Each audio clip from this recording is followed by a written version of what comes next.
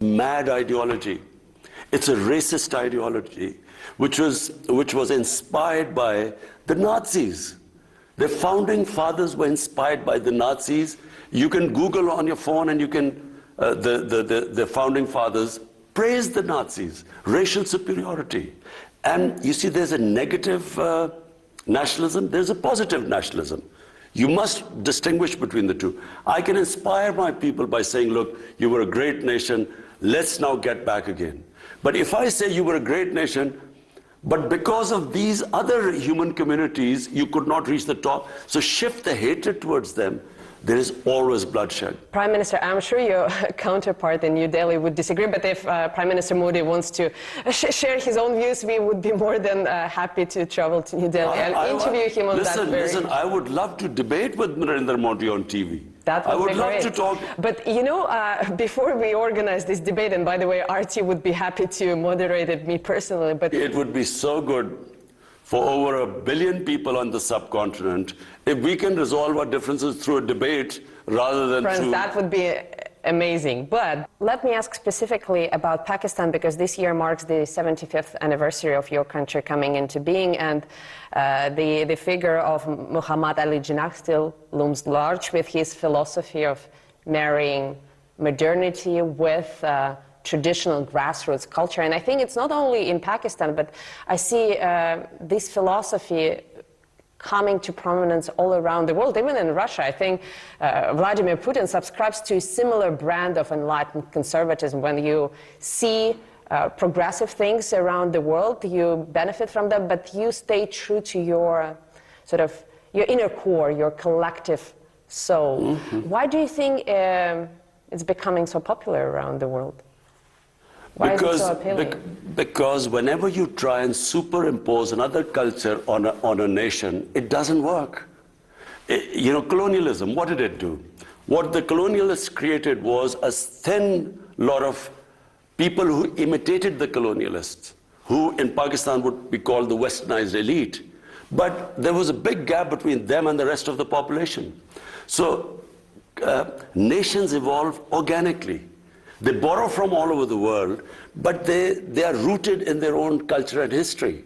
If you cut that off, I mean, it has severe consequences all over the world. When you cut off a country from its roots, a nation, and try and ape another culture, they become neither one thing or the other. In Urdu, we say neither teeter or a bater, neither quail or a partridge. What has happened after colonialism is that you have a tiny set of elite which pretends that they're Western, and the gap between them and the rest becomes wider and wider. It's what happened in Iran. The Iranian Revolution was that the elite of the Shah of Iran became cut off from the mass of the population. So there was a huge reaction against it. In Pakistan, what we are trying to do is to obviously learn from all advanced societies, and right now, the nation we can learn most from is China, because if my main emphasis is to raise people out of poverty, no human society has achieved what China has done. So therefore, we learn from everyone, but we should be rooted in our own culture, history, religion. China played a subtle but I think very significant role in facilitating Russian-Pakistani exchanges, and I know that recently while visiting Beijing you suggested that Islamabad can act as a mediator between Beijing and Washington. What makes you believe, I'm sorry for being blunt, but what makes you believe that mediation is even possible? Because as far as I understand the American psyche, they are not after understanding, they are not after negotiating on the level playing field, they are after preserving dominance. Would China agree to that?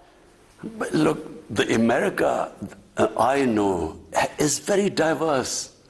Any country, for instance, what is happening in India is not what Indians are like. This is not the India of Nehru and Gandhi. This is the India of Narendra Modi. A tiny, highly organized elite has taken over India, just like the Nazis took over Germany. So, you know, at a given point, there is this extreme nationalism which has been released in the US, and they want this dominance. But surely there are sensible voices in the US saying that conflict is where you are heading. Conflict, Cold War is not the way. There is another way. where it could be win and win for everyone. And I certainly believe that the cooperation between China and the United States, and even for that matter Russia, will benefit mankind much more than a conflict. I wish I had more time. I have many more questions, but let me ask the final one.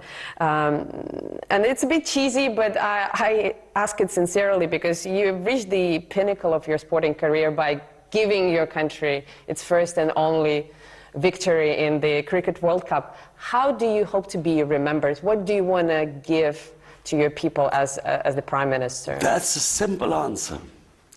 I would love to emulate China in terms of bringing people out of poverty.